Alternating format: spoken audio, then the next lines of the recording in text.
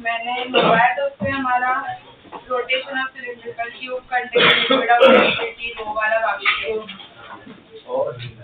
और वो radius of curvature वाला भी होगा। तो न्यूमेरिकल था, किसी ने पूछा था तुमको बना के दे दिया। कोई बात नहीं, तुम्हें बना दे। अब तुम यहाँ पूछते नहीं न्यूमेरिकल,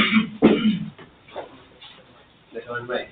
वो लोग पूछते हैं तो उस समय मैं सोचता हूँ कि यार इसको न्यूमेरिकल वे में क्यों करें, नहीं समझ में। तो भाई के पास है रिमोट के पास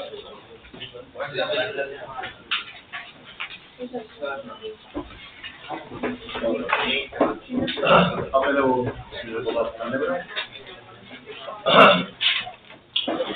तो सर्कुलर मोशन में अब ऐसा करना, जहाँ पे भी लिखोगे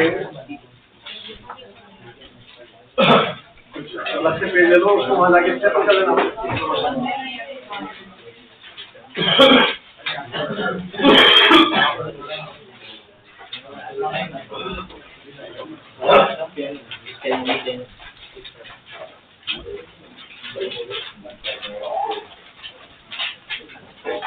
लास्ट के कई पेजेस से लेकर उसको निकाल देना फिर, और सर्कुलर मोशन वाले पेज के साथ स्टेपल करना।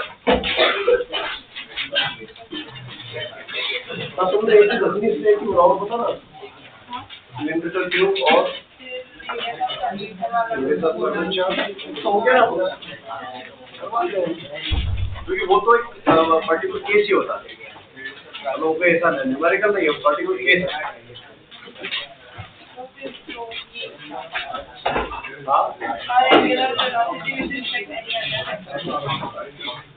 रिलेटिव वेलोसिटी नहीं हुआ ना, एंगुलर है उसमें बोला एक और चीज हमने अलग से लिखा है, angular velocity with respect to any other reference point.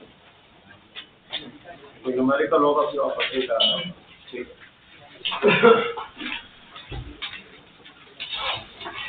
तो उसको एक पेज हो जाएगा, वैसे एक पेज निकाल लो, वही अटैच करते रहोगे, ठीक है। Angular velocity of particle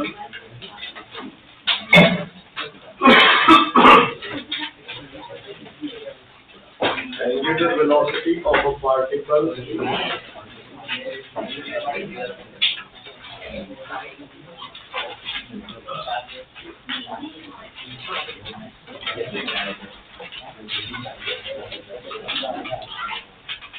with respect to another reference point. With respect to another reference point.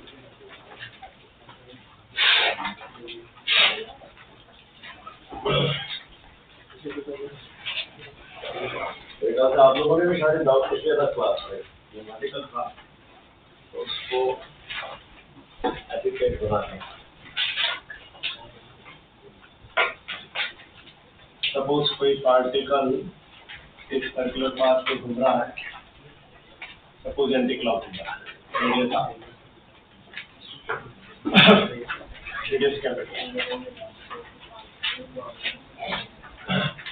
अब उसकी एंगुलर वेलोसिटी दे रखी है ओमेगा, और वो है with respect to the reference point centre, O के रिस्पेक्ट में कितने से घूम रहा है, ओमेगा से घूम रहा है। हाँ न्यूमेरिकल हो गया, वो वापस कर ले। Let's say at any instant यहाँ कहीं आया पार्टिकल, ए पॉइंट से बी पॉइंट तक पहुंचा, तो उस वक्त बोला कि भाई कोई और पॉइंट है, लेट्स से यहाँ पर एक पॉइंट दे दिया सी, बोला आप बताओ सी के अबाउट इसकी एंगुलर वेलोसिटी कितनी हो। तो अपन हम बहुत बार अलग अलग टाइप के बहुत सारे क्वेश्चन इससे यूज कर चुके हैं कि बी इक्वल टू आर होगा, बार बार लिखता हूँ पूछता हूँ कि क्या है परपेंडिकुलर डिस्टेंस फ्रॉम द जिसके अबाउट निकाल रहे हैं वहां से उसकी वेलोसिटी का परपेंडिकुलर अपन उस होता है न्यूमेरिकल में ऑलरेडी यूज। तो अभी ये जो ओमेगा है उसके लिए तो उसकी वेलोसिटी ऑलरेडी परपेंडिकुलर है, टेंजेंट और रेडियस से परपेंडिकुलर होंगे ना। और अब वो बोल रहे हैं कि ओ के अबाउट नहीं किसके अबाउट निकालो, तो सी की कुछ पोजीशन कॉलम में देगा, लेट से मान लिया कि सी की पोजीशन दे रखी उसने 8 डिस्टेंस, या तो उसकी पोजीशन के वहां पर एंगल कुछ दे देगा या सेंटर पे एंगल दे देगा। अगर सेंटर पे यहाँ दिया हो कुछ एंगल तो फिर इसका हाफ यहाँ कर देते, और अगर यहाँ दिया होगा तो सेंटर वाला डबल होगा, फिर अपने को सेंटर वाले से मतलब ही नहीं है। लेट से पोजीशन कितने एंगल पे दी है थीटा, अगर ये आर है तो ये भी क्या हुई, ये थीटा है तो ये भी क्या हुआ, अरे वाह। तो बी पॉइंट की ओ के अबाउट एंगुलर वेलोसिटी कितनी है ओमेगा, तो वहां पर उसकी लीनियर वेलोसिटी कितनी होगी, v equal to capital R omega, क्योंकि परपेंडिकुलर से कैपिटल आर है वहां पर, और ये है उसकी v की डायरेक्शन, अरे होगा। तो यानी v की वैल्यू हमारे पास ये आ गई है, पर क्या ये v स्मॉल r के परपेंडिकुलर है क्या, नहीं। तो अपन ने हर बार बोला है कि जिस पॉइंट के अबाउट निकालना हो रेफरेंस मतलब नया फ्रेम ऑफ रेफरेंस हम बना दिया करो। तो अगर मुझे सी पॉइंट के अबाउट निकालना है तो अब मेरा रेफरेंस लाइन ये हो जाएगा, अरे ऐसी फ्रेम हो जाएगी, तो इस फ्रेम में रिजॉल्व कर लो अब इसको। ये थीटा तो ये कितना होगा 90 माइनस थीटा, तो फिर ये कितना होगा, तो b का इधर कंपोनेंट क्या आ जाएगा, तो b cos थीटा r के परपेंडिकुलर हो जाएगी ना फिर, अरे चल रहा है कोई दिक्कत। जैसे उस दिन एक क्वेश्चन किया था अपन ने, इधर b जा रही थी इधर b जा रहा था, ये 150 डिग्री था, तो बाय फॉल्ट अपन ने पहले a को रिजॉल्व कर लिया था, बल्कि होता ही है कि b हमेशा उसके रेडियस फोर्स के परपेंडिकुलर होता है, तो अपन ने b को रिजॉल्व किया हमेशा परपेंडिकुलर, हमेशा रेडियस के परपेंडिकुलर b बनना चाहिए हमेशा। तो हमने इस b की b cos थीटा कंपोनेंट से परपेंडिकुलर डिस्टेंस r दे रखा है, तो what is the angular velocity of particle b with respect to reference point c, अब कितना हो जाएगा omega of b with respect to c of b cos theta upon r, और b की वैल्यू क्या है r ओमेगा, यानी r omega cos theta by, अब हो सकता है कहीं और पॉइंट दे दे तो उसकी कुछ ना कुछ तो मेजरमेंट देगा ना प्रॉब्लम में, तो प्रॉब्लम वाइज बदलता रहेगा। तो ये प्रॉब्लम था, अब उनको ऐसा शायद डाल दिया हो किसी को, किसने बताया नहीं होगा, जो पूछा होगा वापस b equal to r omega में r क्या होता है, भाई रेडियस बोला होगा तो मैं चिढ़ गया होगा, और रेडियस ऐसी बोला होगा फिर मुझे बताना पड़ा होगा कि यार बेटा ये r रेडियस नहीं होता, ये तो perpendicular distance from the axis of rotation होता है, चलो इसको टाइप लिख लो, तो उसको टाइप लिखा लिख लो तुम लोग भी इसको।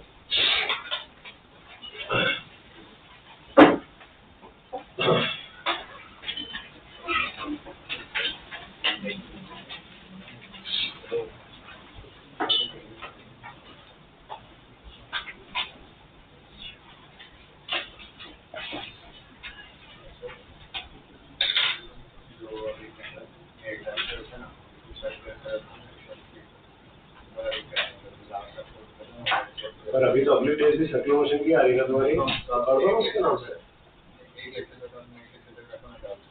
अच्छा ऐसा कर दो, हाँ ठीक है चले। जब तक प्लेन मिरर चल रहा तब तक सर्कुलर मोशन आप पूछता कोई दिक्कत।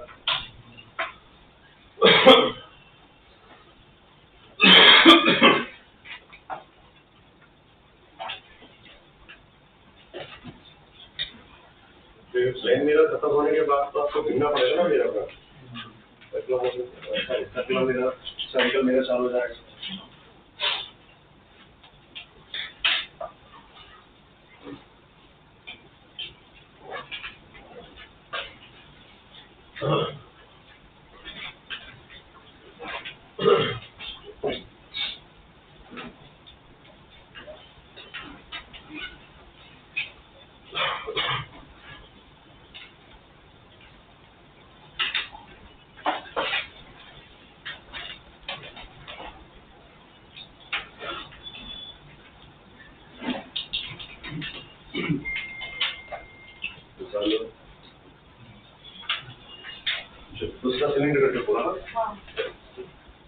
नंबर 1 को लिख लो। बताइए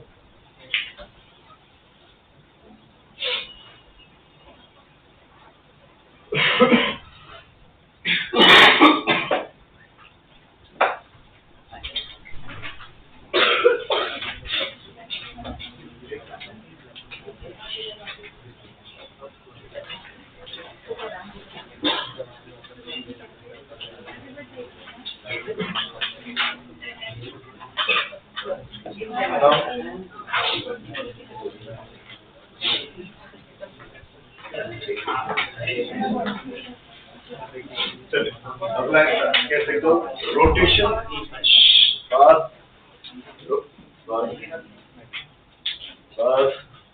rotation of a cylindrical tube, rotation of a cylindrical tube containing a liquid of density rho, containing a liquid of density rho around a vertical axis,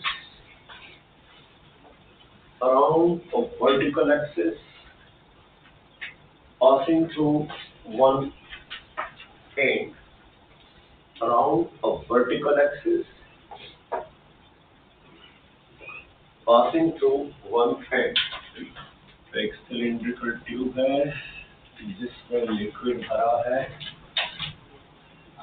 और वो उसके एक एंड से गुजरने वाली वर्टिकल एक्सिस के अराउंड घूम रहा है, let's say omega angular velocity से, और इसके अंदर भरा हुआ है लिक्विड। फिर जो यहाँ पे ढक्कन लगा होगा उस ट्यूब में, उसका एरिया दे रखा है आपने, ट्यूब का एरिया ऑफ क्रॉस सेक्शन दे रखा है, कोई दिक्कत? और क्वेश्चन ये है, पहले तो प्रैक्टिकली क्या होगा, घूमेगी ट्यूब तो दिखाएगा, तो उस ढक्कन पे फोर्स लगाएगा, find the pressure on the ढक्कन। अरे फोर्स लगाएगा तो प्रेशर लगेगा ना इस पर, तो इस पर नेट प्रेशर कितना लग रहा है, यानी अल्टीमेटली पहले तो वही फोर्स निकालना है, बस उसके बाद तो एरिया से क्या कर देंगे डिवाइड, तो प्रेशर बन जाएगा। और फिर वही कहानी जैसे रॉड वाला एग्जांपल के ना, रॉड घुमाई थी तो उसमें भी टेंशन निकालना था किसी पॉइंट पर, वही छोटू मेथड, क्योंकि यहाँ पे भी मास क्या है, डिस्ट्रीब्यूटेड है, तो we can not go directly हम ओमेगा स्क्वायर निकाल सकते थे, हमें पहले एक छोटू लेना पड़ेगा। तो हमने वापस यहाँ पे क्या लिया, एक छोटू पकड़ा, dx लेंथ का, मान लो उस पे मास कितना है dm, तो इस छोटू का छोटू सूडो फोर्स जो लग रहा है वो क्या होगा, m r ओमेगा, तो सबकी सेम रहेगी ना, पूरे डिस्ट्रीब्यूटेड मास में भी हर पॉइंट की ओमेगा क्या रहती है, और dm की वैल्यू पुट कर दे। लेट्स से पूरे लिक्विड का भी मान लेता हूँ कि टोटल मास कितना है m, तो पूरे ट्यूब की लंबाई दे रखी है सपोज कॉलम में l, तो उसका वॉल्यूम कितना हो गया a इंटू, तो मास पर वॉल्यूम इतना है, तो हमारे छोटों का वॉल्यूम कितना है, उसकी लेंथ इंटू उसका एरिया भी वही है ना, ट्यूब तो एक ही है, तो a की वैल्यू तो कट गई, यही dm होगा, तो ये dm यहाँ टपका दूं तो क्या हो जाएगा, m by l dx x omega square. तो मतलब जैसे रॉड वाला क्या था, तो सेम एक्सप्रेशन हो गया, m omega square by l into x dx। Rod वाले एग्जांपल में ये एक्सप्रेशन बनी थी, इसी को इंटीग्रेट क्या था, बस उस कॉलम और इस कॉलम में अंतर ही रहेगा। रॉड वाले कॉलम में इंटीग्रेट कहां से कहां तक किया था अपन ने, रॉड वाले में टेंशन क्यों कौन बना रहा था, बाद वाले पार्टिकल का जो सूडो लग रहा था, तो इसलिए x2l किया था ना उसको, बाद वाले पार्ट, सॉरी यहाँ पर तो पूरा लिक्विड जाएगा ना टकराने के लिए, तो इसलिए यहाँ बराबर नहीं, जो तुमने वहां बाय फॉल्ट बोला था 0 to l, वहां 0 to l नहीं था, वहां पर था x2 L, क्योंकि हर पार्टिकल अपने नेबरिंग पार्टिकल के इंटर एटॉमिक फोर्स से तब वो टेंशन डेवलप करता है जब इस पार्टिकल को बाहर की तरफ, तो इसका मतलब इस जगह पर टेंशन निकालना है तो इसके बाद वाले पार्टिकल का सूडो फोर्स आना चाहिए ना, तभी तो टेंशन बनेगा वो। इसलिए वहां लिमिट क्या ली थी, x to L, वो स्पेशल था के वो करने में था, पर ये सादा है 0 to L, तो क्या बन जाएगा टोटल फोर्स x²/2 L²/2, एक L से कर दिया half m omega square L, this is the net total force. तो बोलो प्रेशर कितना हो गया, pressure equal to force upon area, यानी half m omega square L/A, ये प्रेशर बन जाएगा। Mass of the total mass of the liquid नहीं दिया होगा तो उसके लिए क्या दी होगी, डेंसिटी, तो फिर आप इस मास को हटा के क्या लिख देना, rho into total volume A into L, तो A की टर्म कट जाएगी, एरिया इंडिपेंडेंट हो जाता है, तो प्रेशर का फॉर्मूला क्या बन जाता है, half rho omega square L square, area of cross section देने की जरूरत नहीं पड़ती उसका। एग्जांपल पे छापो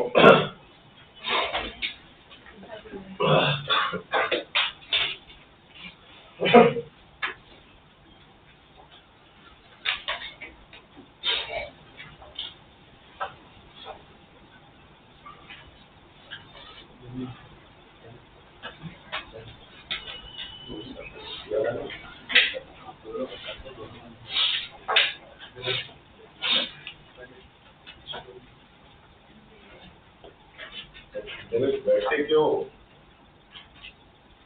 अगर बैठना ही ठंडे में तो अपने अपने जैकेट निकालो ना घर से, अंदर दबे हुए, ज्यादा मोजरी नहीं करना ठंडी से। एक सर्दी खांसी हमारे 7 से 8 दिन लेके जाती है।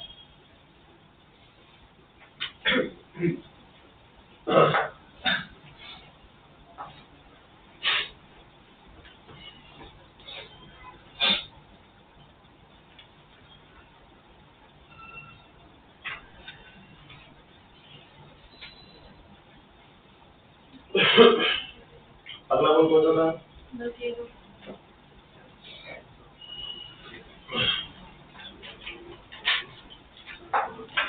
तो कौन सा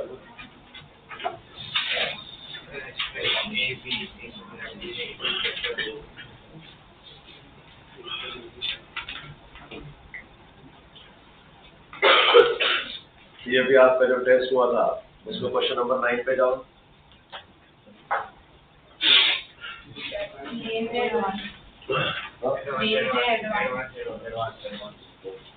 दो ही सुबह शाम तक नहीं,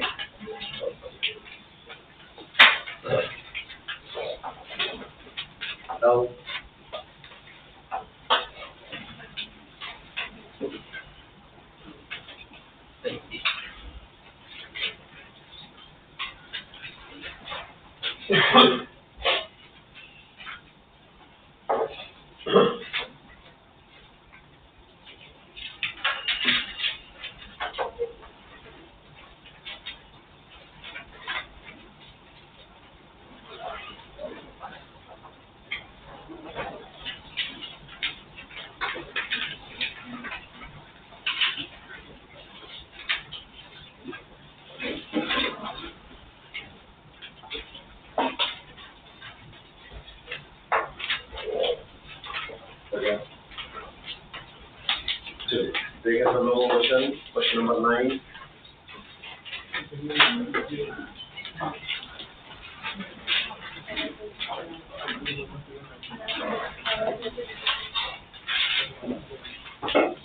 चलो बोला है, a heavy particle hanging vertically from a point by a light inextensible string of length L. ठीक है।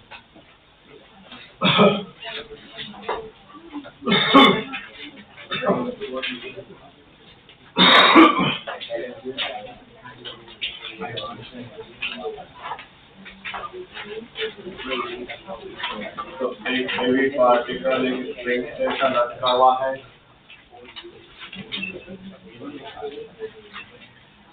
it started so as to make a complete revolution in a vertical plane. Vertical plane में जाना है तो motion in a vertical circle का case हो गया जो है। चलिए अब क्वेश्चन नहीं है, ऑप्शन में से अपने को सेट करना है। पहला ऑप्शन था sum of tension at the ends of any diameter. अच्छा, किसी भी डायमेट्रिकल पोजीशन से अगर देखें, जैसे उन्होंने डायग्राम में दे रखा है एक पर्टिकुलर डायमेट्रिकल पोजीशन, एक बार पत्थर यहाँ से गुजरा घूम के यहाँ पे भी आया कभी ना कभी, तो इस जगह के टेंशन का नाम उन लोगों ने T1 रखा है।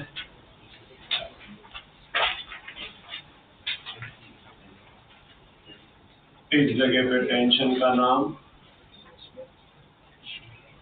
T2 रखा है।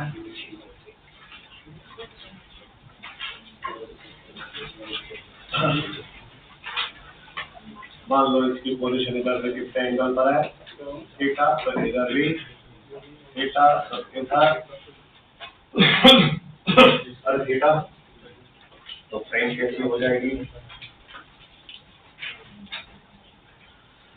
Radial tangential,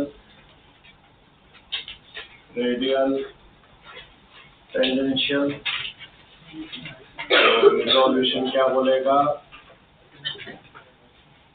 mg cos theta, इधर mg cos थीटा होगा।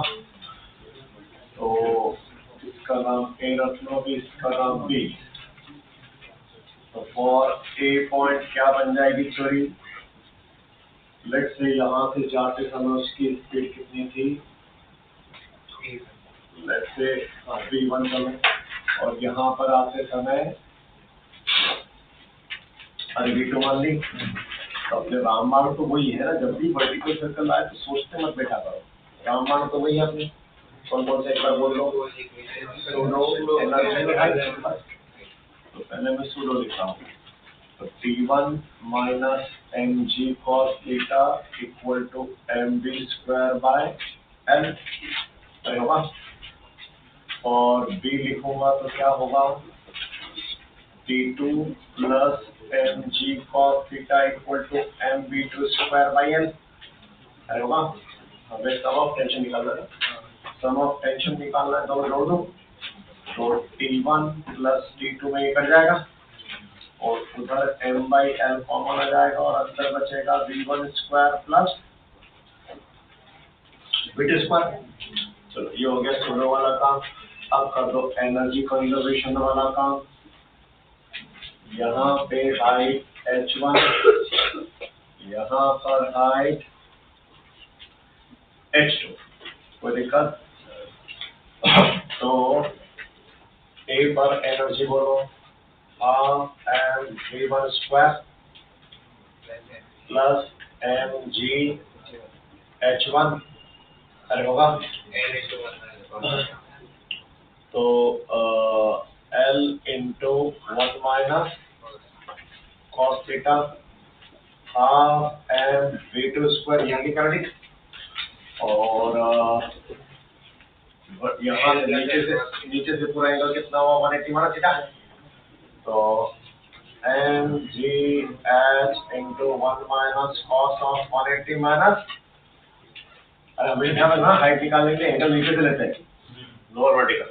जो फॉर्मूला अपन ने बनाया था h equal to r into 1 minus theta हमेशा नीचे से होता है। तो क्या रह गया, cos ऑफ 180 वाला थीटा करो, minus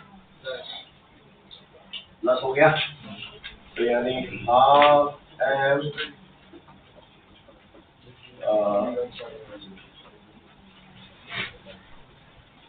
v1 square minus v2 square इधर ले लिया, तो mgl कॉमन आ गया, 1 plus cos theta minus 1 plus cos theta बदल कर जाएगा 2 cos थीटा, अरे होगा। तो एम कट गया, यानी क्या रह गया v1 square minus v2 square. यार करना क्या है, मैं घर क्यों रुके मुझे। Sum of tension at the ends of any diameter is, अच्छा ये चेक करना है कि कांस्टेंट रहेगा, तो सम ऑफ टेंशन की वैल्यू क्या आई थी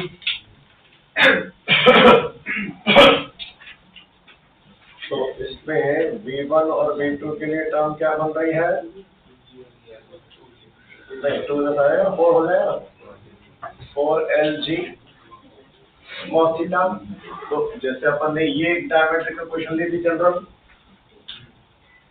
अर्जुन भाई, तो अपने को ये बताना है कि v1 square plus v2 square यानी जो टर्म होगी will it be a constant quantity or not, क्या ये कांस्टेंट टर्म बनेगी। मतलब अगर ये पोजीशन कहीं और होती तो उस वक्त भी कैसी होती,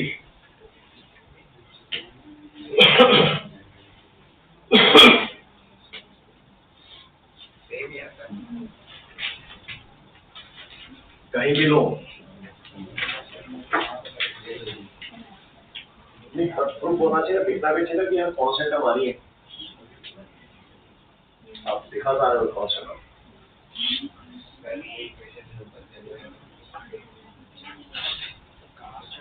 कहाँ पर गया,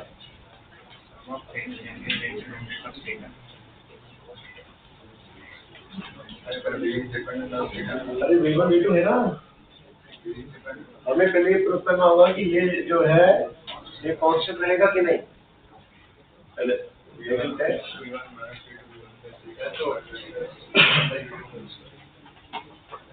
यू के नाम लोग v1 और v2 का वैल्यू निकालेंगे, इनिशियल वेलोसिटी दी है और यू के टर्म्स में v1 और v2 का वैल्यू निकालेंगे, मतलब कहाँ है, अच्छा डायग्राम ठीक है, अरे डायग्राम में देखो नीचे u स्पीड दे रखी है इसकी, तो इस u में ही इसको सॉल्व करते हैं यहाँ पे, यानी u के साथ अगर सॉल्व करूंगा तो क्या बोलेगी, पहले इन दोनों पॉइंट के बीच में एनर्जी कंसिडर करो, half mu square equal to half m v1 square plus mg l into 1 minus, अब इन दोनों के बीच में करो half m v2 square plus mgl into 1 plus cos theta, अरे तो हो जाएगा, तो दोनों को जोड़ दो तो ये हो गया mu square equal to half m v1 square plus, ऐसे इन दोनों में से mgl कॉमन आ जाएगा तो अंदर क्या बचेगा, cos थीटा बच जाएगा 1 थीटा का इंडिपेंडेंट हो गया है ना, अपने उसे थीटा के इंडिपेंडेंट बताना था, तो ये चीज और ये चीज क्या है कांस्टेंट, जो भी इनिशियल वेलोसिटी है यहाँ पर, अब पॉइंट यहाँ हो यहाँ हो यहाँ कोई सा भी डायमेट्रिकल पॉइंट हो रहा है, ये हमेशा कांस्टेंट रहेगा, ये हमेशा कांस्टेंट रहेगा, तो ये एक्सप्रेशन भी क्या हो जाएगा, तो यानी ये पूरा एक्सप्रेशन भी क्या हो जाएगा, तो यानी t1 प्लस t2 भी क्या हो जाएगा, हमारी मैंने लिखा था या नीचे डायग्राम में दिया हुआ है कि उसकी स्पीड गिवन है initial.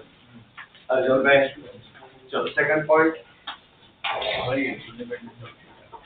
Some of tension at the ends of any diameter is independent of angle theta with vertical, हाँ उसी से तो प्रूफ किया अपन, थीटा इंडिपेंडेंट हो गया, tension does no work definitely, मतलब बात है टेंशन से कोई वर्क नहीं, T1 प्लस T2 की वैल्यू T1 प्लस T2 निकालना है, तो निकाल दो ना, तो T1 plus T2 is equal to इधर से इसको 2 से मल्टीप्लाई कर दो पूरी इक्वेशन को, हो गया, देखो तुम्हारा डाउट है ना, 2 से पूरी इक्वेशन में कर दिया मल्टीप्लाई, अब ये वैल्यू यहाँ उठा के रख दो, या फिर अरे बेटा शांति तो रख लो, क्या हो गया, L से यहाँ पे क्या कर लो, डिवाइड कर लो सबको। तो अब बन गया पूरा एक्सप्रेशन ये वाला। तो इसकी जगह क्या आ जाएगा, 2mu² by L minus 4mg, यहाँ पे कर गया 4mg। तो क्या प्रूफ करना था, अच्छा m/l कॉमन, तो m/l कॉमन ले लो तो अंदर क्या हो जाएगा, 2u² minus 4mgl, sorry m तो कॉमन चला गया ना, 4mg। ये प्रूफ करना, अब समझ में आएगी। जब तूने इस चीज को प्रूव किया होगा इसके थ्रू, तो चौथा करने में तो शर्म क्यों आई? बाद में आगे सुविधा नहीं मिलेगी कि ये तो इक्वल है, इसी से ये प्रूफ हुआ। तरीका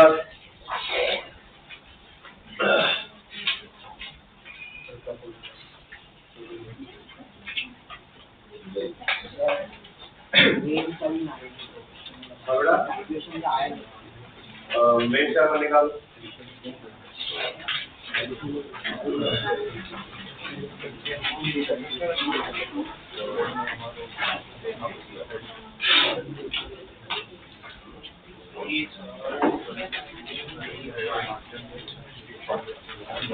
एक मिनट फोटो वापस दे दो, क्योंकि ये वाला एक्सप्रेशन की जरूरत नहीं है ना, हटा देता हूँ, बस इससे दो से होगा। हाँ मेन से कौन सा नंबर, कौन सा 9। चलिए, an unbanked circular highway curve on a level ground next a turn of 90 degree, ठीक है। The highway carries traffic at 108 km/h and the centripetal force on the vehicle is not to exit 1/10 of its weight. अच्छा, what is the approximate minimum length of the curve in kilometers? अच्छा, kilometre बतानी है उसकी, kilometre को बाद में करना, पहले उसको मीटर पर सेकंड में ही चल लेते हैं। कर्व कैसा है, सर्कुलर है,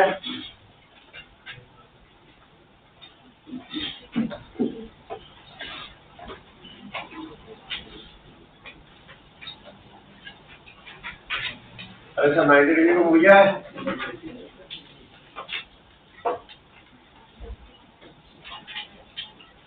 चल भाई, अब इस कर्व रोड पर जाने पर 108 km/h की स्पीड है हाईवे पर, जितने का ट्रैफिक लगा हुआ है।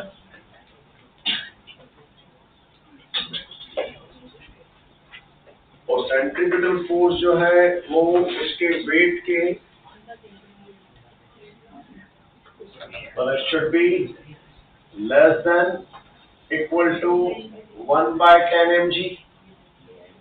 असल में तो अगर FC should be less than equal to 1/10 times mg बोले तो FC बोले तो क्या,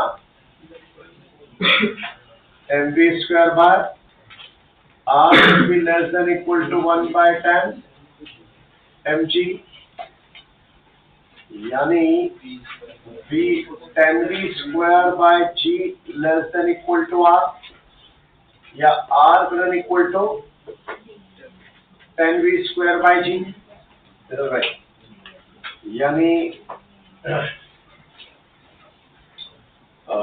2πr/4 कितना होगा, πr/2, यानी पाई से 2 पर मल्टीप्लाई किया और 2 से 2 पर डिवाइड किया, अब चलेगा। यानी πr/2 should be greater equal to this, तो यानी वो जो कर्वेचर लेंथ होगी रोड की, उसकी लेंथ कम से कम इतनी होना चाहिए, 20 से लिखी। पहले पढ़ी क्या हो गया, सबने गलत किया क्या, सबको समझ में आ गया ना? रोड की लेंथ निकालनी है तो रोड के लिए 90 डिग्री पे कौन सी होगी? 90 डिग्री की आर्क है ना वो, तो 90 डिग्री का आर्क मतलब 2 पाई आर बाय 4 1/4 नीचे और बैक। कितने लोग करके आए थे टेस्ट टाइम पे?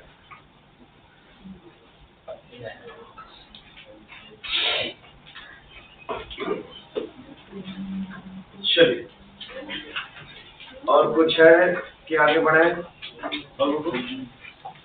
अरे बोल। अरे नहीं कुछ नहीं। पक्का? चलो। अभी नेक्स्ट सर्कुलर मोशन पे ही आएगा आपका मेरे ख्याल से। पहले के नेक्स्ट कौन सा अभी संडे को है क्या? नेक्स्ट संडे ना? हाँ, तब भी रहेगा सर्कुलर मोशन। फिर उसके बाद ऑफिस की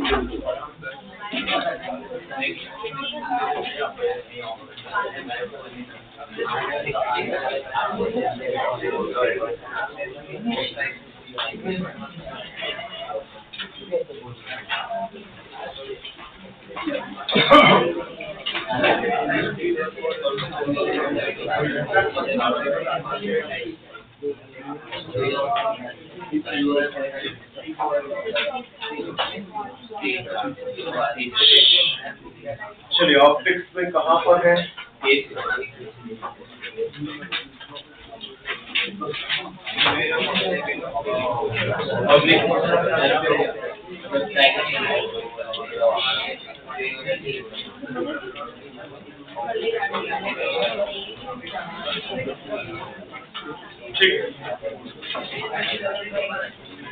चलो केस नंबर 8 प्लेन मिरर।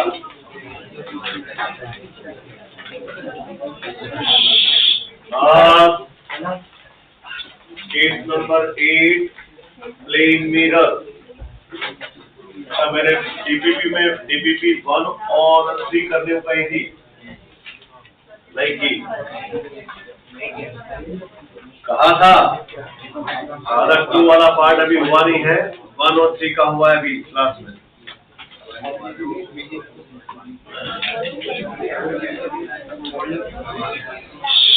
अरे इसको साथ में करते जाओ, क्योंकि जैसे टेक्नोलॉजी टेस्ट खत्म होगा उसके जस्ट बाद से ही आपका प्लेन मिरर कहा जाएगा टेस्ट में, फिर वहां पे फंसोगे। अच्छा, अभी साथ में करो। अब आज से मैं फिर बोल रहा हूँ, मॉड्यूल भी स्टार्ट कर दोगे और डीबीबी भी, और मैं साथ में वो भी दे रहा हूँ दूसरा वाला पीडीएफ भी, नहीं नर्मदा देता हूँ। तीनों साथ में लगाओ, प्लेन मिरर सीधे दिखेगा ना हर बार, नहीं चल रहे साथ में शुरू करना। एक बार में उसमें आप हार्डली 10-15-20 प्रॉब्लम मिलेंगे बस।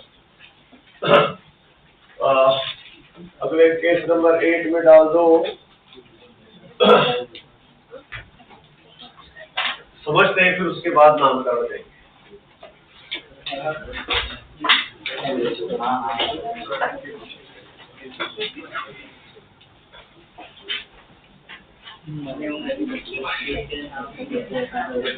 अरे नामकरण बात है।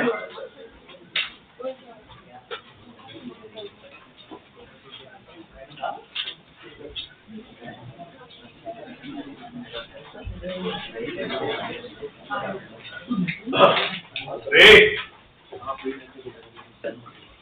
बोलने के बाद ही बोलते रहता क्या हो? अच्छा ऑमलेट खाया क्या है?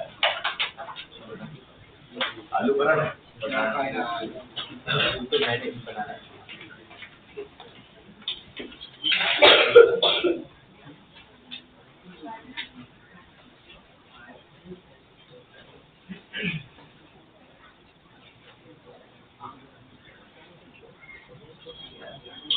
सामने वाली दीवार पर एक मिरर लगा हुआ है,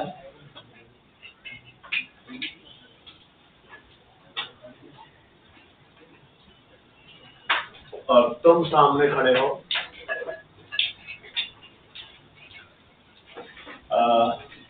मेरे टाइप का इंसान, इसकी आंख और सर के बीच में गैप है, कोई दिक्कत? ये आंख का लेवल और ये सर का लेवल, अजर भाई किसी को भी दिखवाना हो तो अपन बात कर चुके हैं, उसमें से रे चल के हमारी आंख तक पहुंचना चाहिए। तो मैं पहले इस मिरर के अंदर अपने सर को देखने की कोशिश करता हूँ। तो यानी सर से जो रे मिरर पे आएगी वो रिफ्लेक्ट होके मेरी आंख तक पहुंचना चाहिए, तो मुझे दिखेगा था। चूंकि मैं मिरर की मिनिमम लेंथ के बारे में बात कर रहा हूँ, तो इसलिए मैंने पहली रे मिरर के टॉप से पहुंचा दी। भाई मिरर के टॉप से पहली रे ले रहा हूं।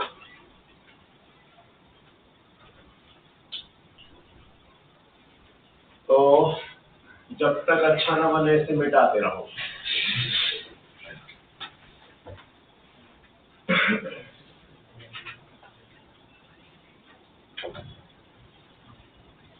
ये नॉर्मल अरे होगा, तो इस नॉर्मल से ये कहलाएगा इसका एंगल ऑफ इंसिडेंस। तो उतने ही एंगल पे रिफ्लेक्ट होके ये रे मेरी आंख तक आना चाहिए, तो मुझे मेरा सर दिखना शुरू हो गया मिरर के टॉप से। और हो गया दिखना। अब मैं कोशिश कर रहा हूं मेरे पैर देखने की, क्योंकि मुझे मेरी फुल लेंथ इमेज देखना है। उसके लिए मिरर की मिनिमम लेंथ निकालो। तो अब मैंने मेरा पैर देखना शुरू किया। तो मिनिमम लेंथ की बात है, तो इसका मतलब मिरर के लोअर एंड से रिफ्लेक्ट होके कर रहा हूं। ये हो गया इसका, तो ये रिफ्लेक्ट होके ये भी मेरी आंख तक पहुंचना चाहिए, तो दिखेगा ना पैर। अब समझ में आया?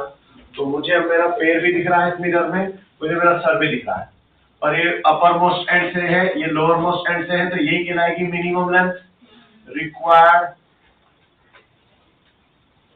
होगी। चलो, अगर ये दोनों इंसिडेंस और रिफ्लेक्शन है तो इक्वल है, ये 90 ये 90 और ये साइड कॉमन, तो ASA थ्योरम से दोनों ट्रायंगल कॉन्ग्रुएंट। तो अगर ये वाली लेंथ का नाम x रखूं तो ये वाली लेंथ का नाम भी। सिमिलरली ये दोनों एंगल भी इंसिडेंस और रिफ्लेक्शन है, ये 90 है, ये साइड कॉमन है, तो अगेन ASA थ्योरम से दोनों ट्रायंगल भी क्या होगा, तो ये दोनों साइड की लेंथ भी क्या हो गई, ये y तो ये भी y। पहली आदमी की टोटल हाइट कितनी हो गई, twice of x plus y, अरे होगी। तो उस वक्त जो मिरर की मिनिमम लेंथ मुझे रिक्वायर्ड हो रही है वो x प्लस वाई है, और है यानी मिरर की minimum length required is x plus y equal to h by आदमी की हाइट की आधी लेंथ का मिनिमम लेंथ तो मुझे रखना ही पड़ेगा मिरर का, अदरवाइज मुझे मेरा फुल लेंथ इमेज नहीं दिखेगा। अरे चल भाई लिखो case number 8,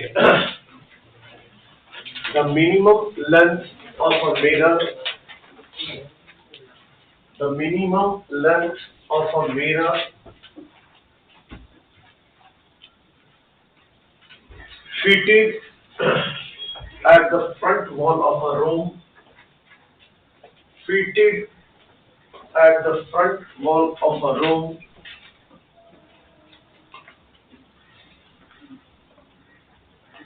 to see the full length image of a man, to see full length image of a man of height h, of height h, standing in front of the mirror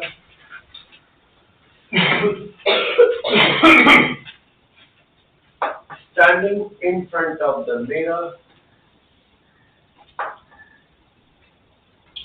must be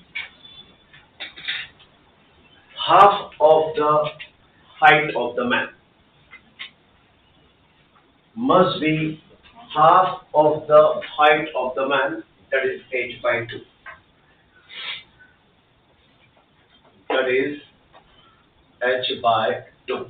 फटाफट diagram draw कर दो।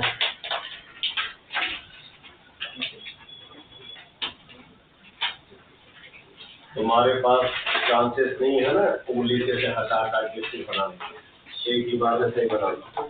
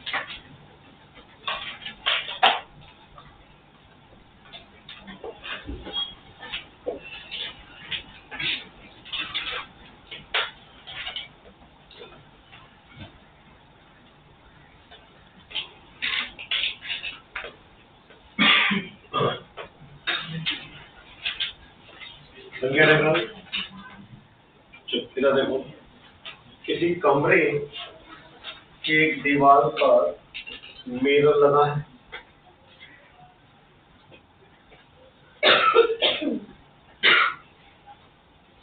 और एक आदमी कमरे के centre पे खड़ा है। To see the full length image of the back wall in the front mirror, the minimum length of the mirror required. लिख पा रहा हूँ इसको। तो आदमी यहाँ खड़ा है, ये है आंख उसकी। तो पहले मैंने पीछे की बैक वॉल के टॉप से रे चलाई, मिरर के टॉप पे टकरा के उसको रिफ्लेक्ट करके इसकी आंख तक लाया।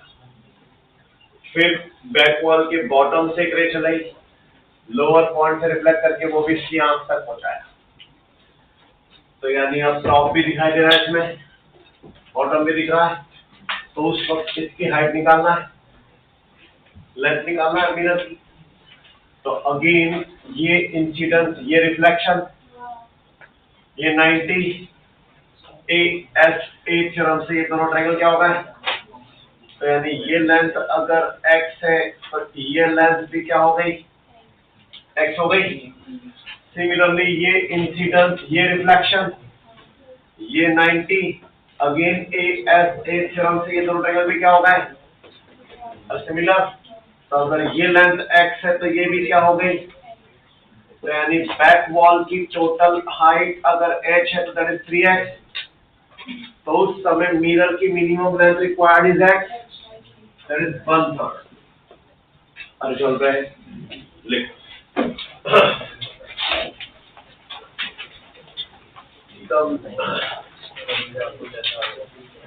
हाँ केस नंबर 9 इसका स्टेटमेंट लिखा रहा हूँ, पहले वो लिखो। Case number 9. To see the full length image, to see the full length image of a back wall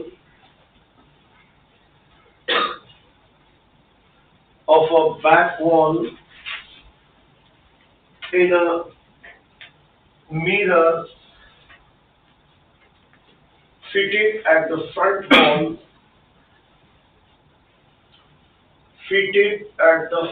wall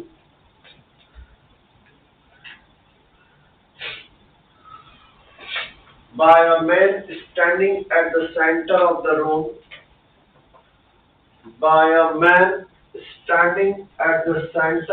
room,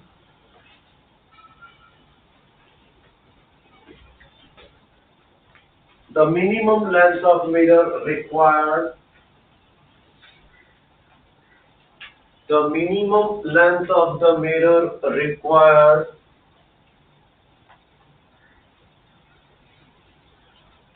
is always remains 1/3 of the height of the back wall.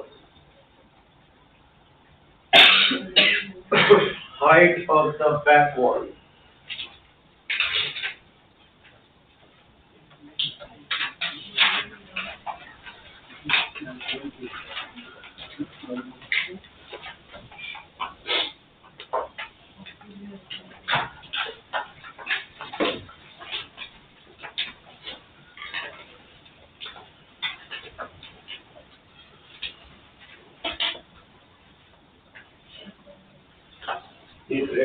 रेडाग्राम से बनवा रहे हो, न्यूमेरिकल जो मिलने वाले ना, जैसे भी हाइट आदमी की फुल लेंथ इमेज देखना थी, तो कुछ क्वेश्चंस अलग भी मिलेंगे कि मिरर जमीन से कितना ऊपर लगा था, वो नीचे वाली हाइट। अभी डायग्राम बनाया तुमने? अरे पिछले केस का जो डायग्राम बनाया ना, उसमें मिरर की नीचे से हाइट पूछी है किसी प्रॉब्लम में, मिलेगा वो क्वेश्चन।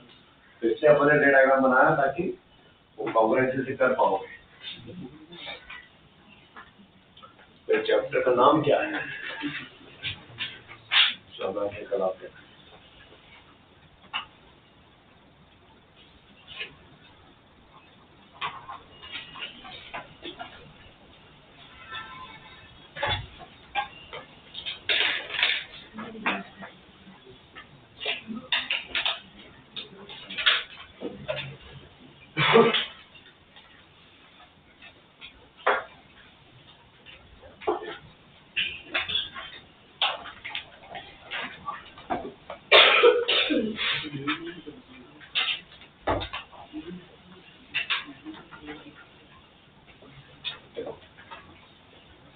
देखा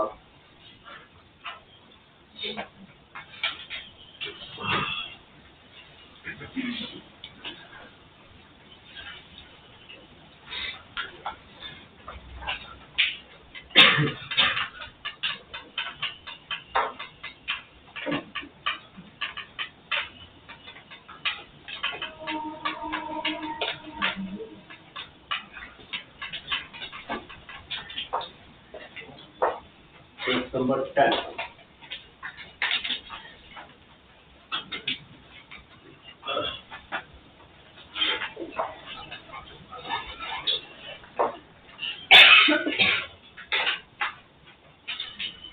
मॉल्स वगैरह में जाते हो तो वहाँ सामने भी मिरर होता है, पीछे भी मिरर होता है, उसके बीच में तुम आ जाते हो,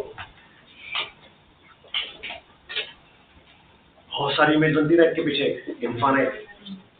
तुम झांक के देखते हो तो वो सब भी झांक के देखते हैं ना, दिखाएगी इमेज। तुम ऐसे हट के देखते हो तो वो सब भी ऐसे हो जाते हैं, होता है ना। Find the position of second, fourth and sixth image in the mirror 2. Find the position of first, second, third image in the mirror 1. Find the distance between the 10th image in both mirrors. और हमारे question उस पर basic case बना रहे, case number 10।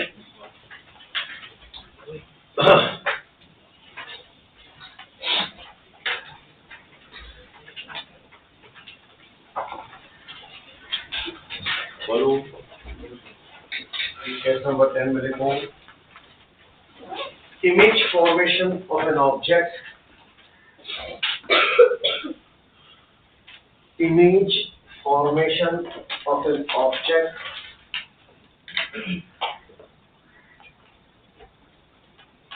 placed in between two parallel mirrors. Placed in between two parallel mirrors. कोई दिक्कत? दो समानांतर दर्पणों के मध्य रखी वस्तु के प्रतिबिंब संरचना, इमेज फॉर्मेशन, प्रतिबिंब। समझिए इसको बराबर और फिर इसके अपन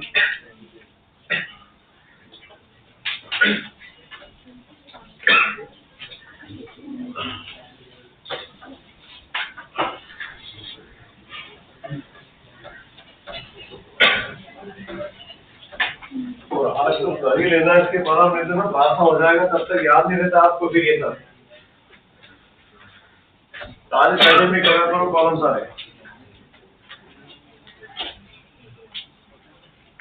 कम से कम हर बार इतना तो तैयार होके आया करो। क्या सर चैप्टर चल रहा है प्लेन मिरर तो सब चीज करवाई की नहीं, प्रॉब्लम देख के तो पता लगा सकते हैं प्लेन मिरर के सारे।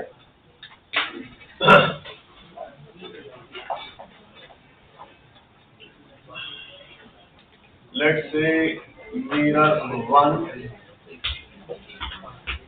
मिरर 2, दोनों के बीच का डिस्टेंस दिया है r।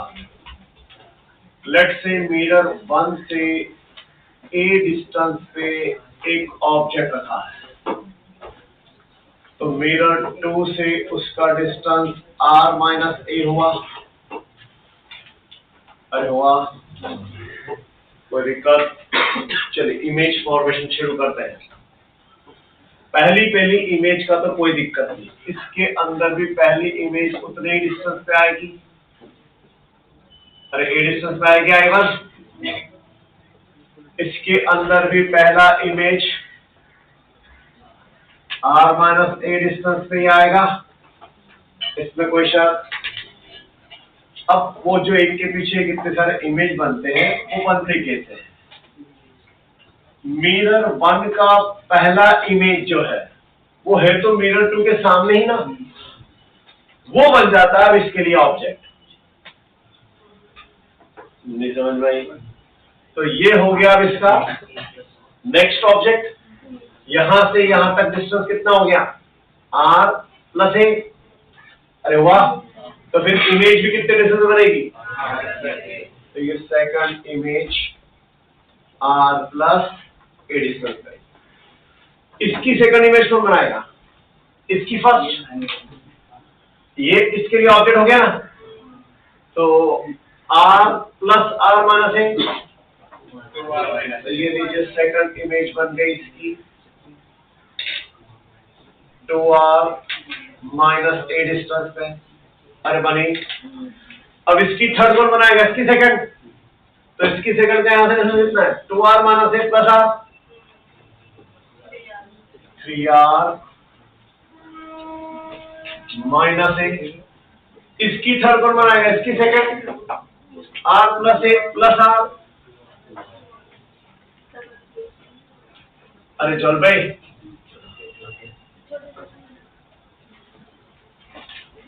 टू आर प्लस ए और बनाते, इसकी चौथी कौन बनाएगा, इसकी third, two r plus a plus are.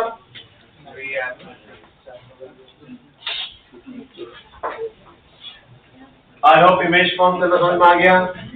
इसकी थर्ड, इसके लिए फोर्थ, तो 3r minus A plus R, 4r minus A. अरे होगा ऐसा इमेज फॉर्मेशन, यानी ट्रेंड क्या बन गया, ट्रेंड चल रहा है देखो।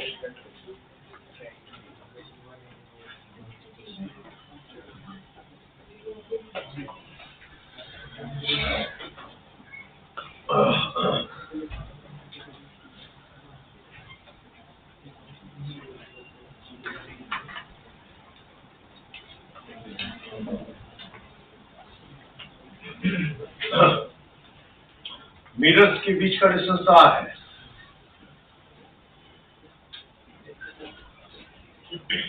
फर्स्ट जिस मिरर से डिस्टेंस ए आप लोगे आपके प्रॉब्लम में, वहां सारे इमेजेस ए के साथ आर में इवन नंबर के साथ बन रहे हैं। पहला इवन नंबर 0, 0 प्लस ए 0 माइनस ए की बात होगी, तो इसलिए पहला M1 में डिस्टेंस कितना है, 0 प्लस यानी 1।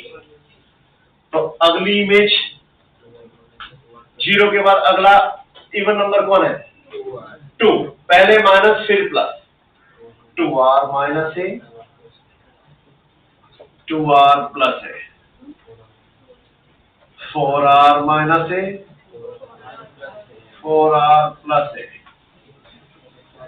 6r माइनस ए, ऐसे चलते जाएगा।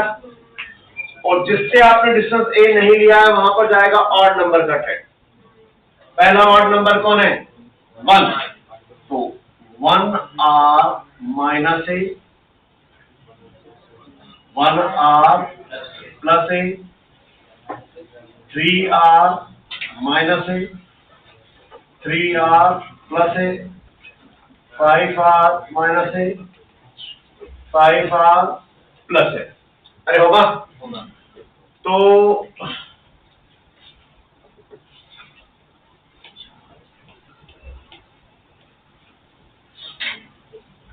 Distance between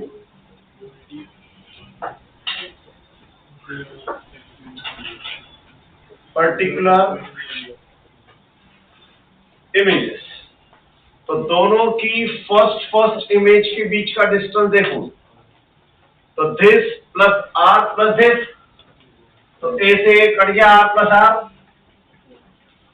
this plus r plus this, ये तो आर है ना हमेशा, तो ये कितना आ रहा है 4r, अगला कितना आएगा 6r, अगला कितना आएगा 8r, 10r, 12r, ऐसे चलेगा। तो यानी जब मैं पहली इमेज बोलता हूं तो 2r, सेकंड इमेज के बीच में 4r, थर्ड इमेज के बीच में 6r, तो distance between nth image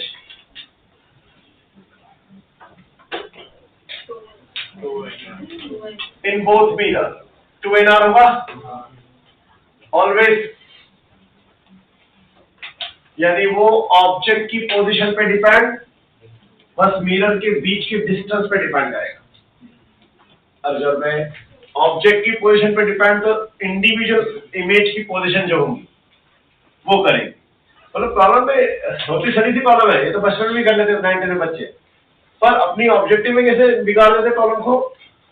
find the distance of third image in mirror 1 from mirror 2। अब फ्रॉम मिरर 2 को अपन भाग नहीं देते। अरे थर्ड इमेज का अपने को याद आया था कि अंदर 2r प्लस है, तो वही लगा देते हैं। अरे 2r प्लस है तो यहां से आया ना, अब प्रॉब्लम में डिस्टेंस है पूछा उसने, तो फिर उसमें एक r और जोड़ना फिर पहले प्रॉब्लम फोकट होता है, बस लैंग्वेज वहां जल्दी जल्दी में कुछ ना कुछ मिस्टेक होती है। अच्छा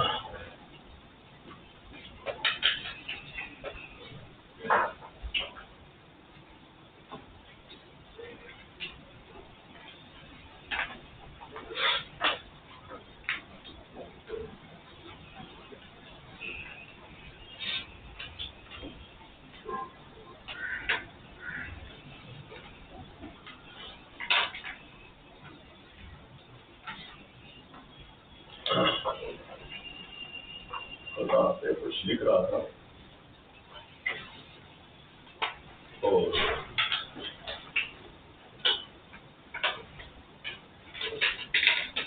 तो कहने टाक लिया It matches to Mehndi Hasan Saab. You know Mehndi Hasan Saab? Mehndi Hasan Saab का नाम सुना है? ये सब टैलेंट आ गया है, थोड़ा सा मैच कर गया मेरे वर्ड्स, शब्दों में दम आ गया है, उम्र बढ़ गई है, बाल उड़ गए सब। अब के हम बिछुड़े तो शायद कभी ख्वाबों में भी। अब इसके आगे मैं तो समझ नहीं जा रहा था कि क्या लिखें।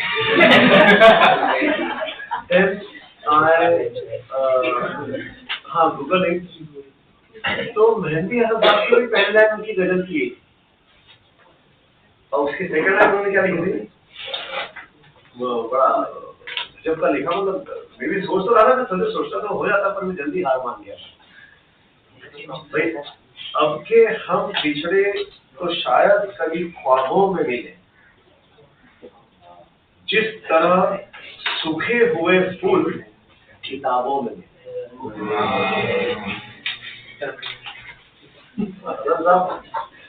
कहाँ ले गए बात को यार वो।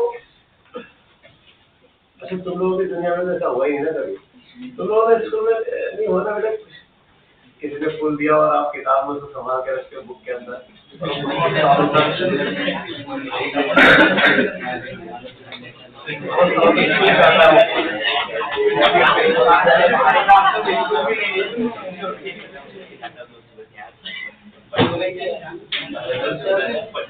और जो भी हो एक लाइन तो हमने उसके जैसे लिखी।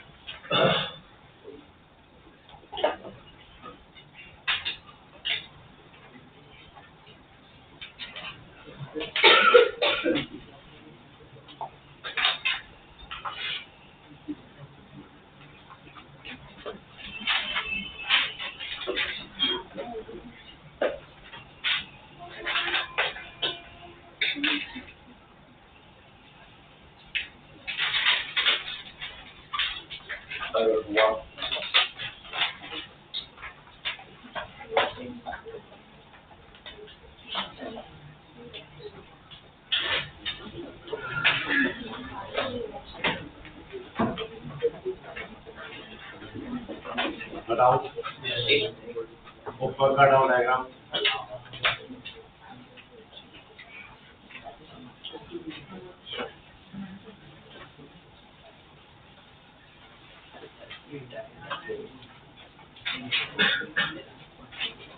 डायग्राम ही नहीं होगा क्या?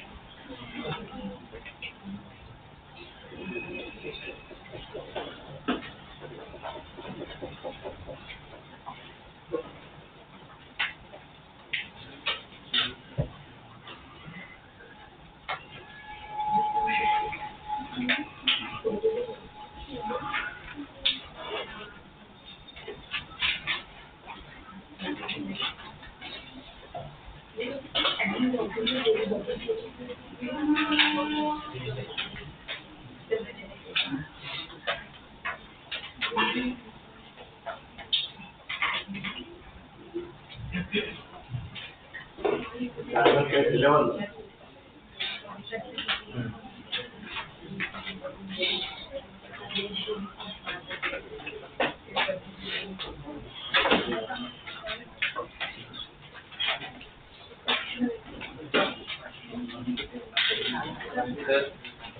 पहले टेबल दिखाऊं कि ड्राइंग ड्रॉ कर दो, डायग्राम ड्रॉ करो, उसके साथ में लिखा दो।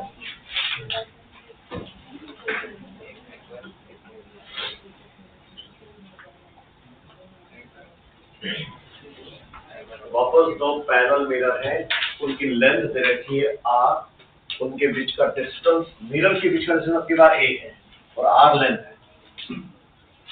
फिर एक लाइट रे किसी एक मिरर पे गिरी है बाहर से, मतलब this is the case of optical fibre. कई बार जू बीच वगैरह पे पापा मम्मी के साथ गए थे ना बचपन में, कि अभी भी जाते हो? जाते हो अभी भी पापा मम्मी के साथ जू बीच? नहीं जाते? फिर आपको बड़ा समझते हो?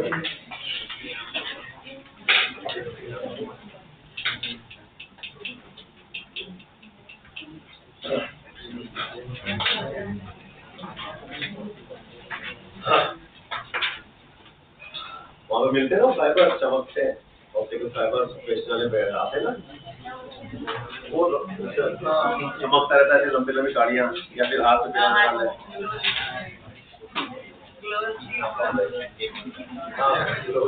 क्या बोलते हैं? प्रिंसिपल ऑफ ऑप्टिकल फाइबर, एक बार वे अंदर घुसती तो इसी चक्कर गति बनती। अब इतने सेवरल रिफ्लेक्शन होते हैं, इस कारण वो चमकता है। चलो डायग्राम बन गया। अब इसका क्वेश्चन लिख दो। After how many reflections, after how many reflections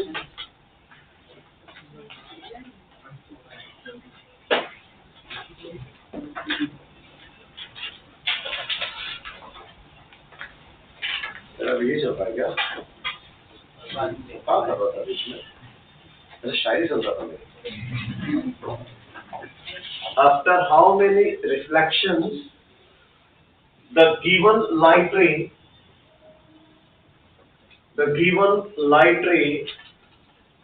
as shown in figure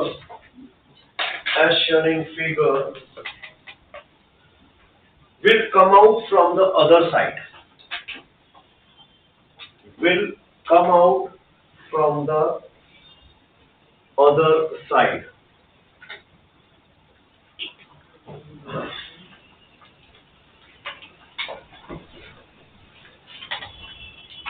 तो भाई यहाँ से रिफ्लेक्ट हुई, सामने पहुंची, फिर सामने से रिफ्लेक्ट होगी, इधर पहुंची, यो थीटा तो यो थीटा, यो थीटा तो यो थीटा तो यो भी थीटा, फिर यहाँ से रिफ्लेक्ट होगी, यो भी थीटा, उधर पहुंची, यो भी थीटा। अरे होगा तो फिर यो भी यार मिटा दो, कोई दिक्कत।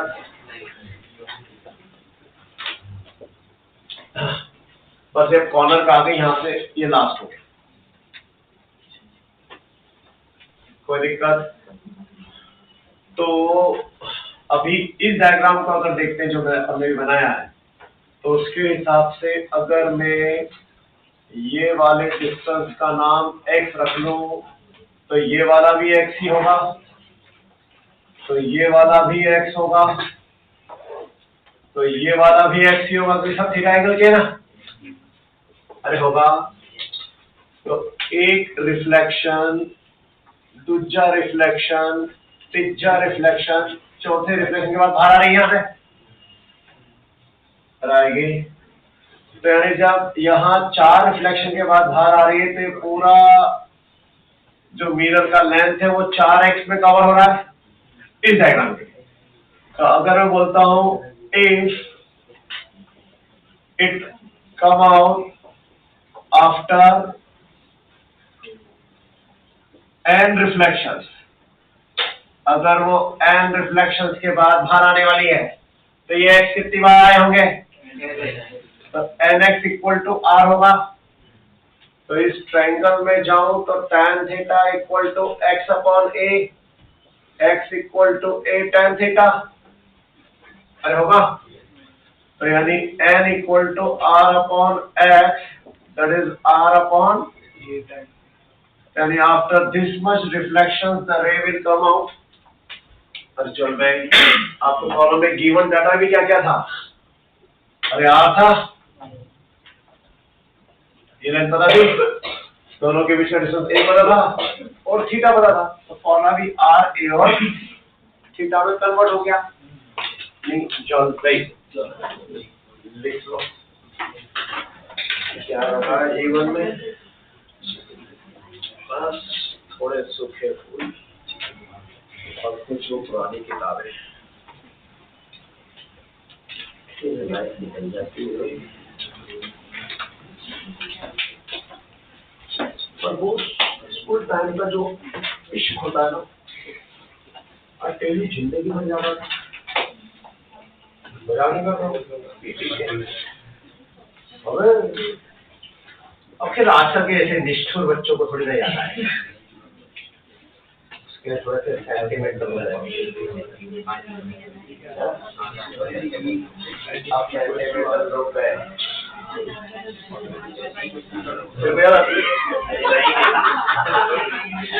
आपका क्या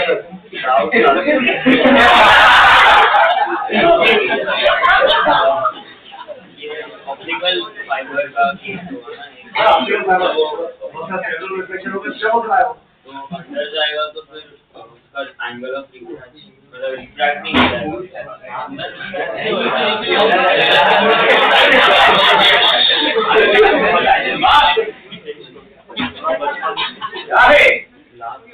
अरे बेटा हाँ, तुझे बचपन का वो याद आ रहा है, तो अपन अभी रिफ्लेक्शन में पढ़ेंगे तो वहां पे उसका नाम PIR रखेंगे, टोटल इंटरनल होगा रिफ्लेक्शन है। समझ में? अभी आएगा वो टॉपिक भी, चिंता मत कर, अभी रिफ्लेक्शन में पूछेंगे। और वहां अंदर मतलब क्लैडिंग होगी ना, वहां पर एक मटेरियल के साथ दूसरे मटेरियल क्लैडिंग होती है कैसे, और यहाँ जो मटेरियल भरा होता है इसका रिफ्रैक्टिव इंडेक्स अंदर वाले के रिफ्रैक्टिव से छोटा बड़ा होता है। भाई तो एक बार ये अंदर चली गई तो जिस एंगल पे जाती है वो एंगल उसके क्रिटिकल एंगल से बड़ा हो जाता है, तो TIR करना शुरू कर देते, चमकता रहता, चमकता चमकता होता तो रिफ्लेक्शन में। पर उसके बाद अब वो क्रिटिकल एंगल क्या है, ये सब तो जब आएगा रिफ्लेक्शन में पाऊंगा ना बेटा, अभी नहीं, अभी प्लेन मिरर पड़ रहा है। मेरे सिर्फ इतना याद रहा था कि ऑप्टिकल फाइबर में भी अंदर ये होने वाला है, बाकी थ्योरी को याद नहीं करना है। निशान पे कोई दिक्कत, चल अभी चैप्टर लंबा जाएगा, प्रॉब्लम स्टार्ट करो तो अगली बार डाउट लेकर आओगे।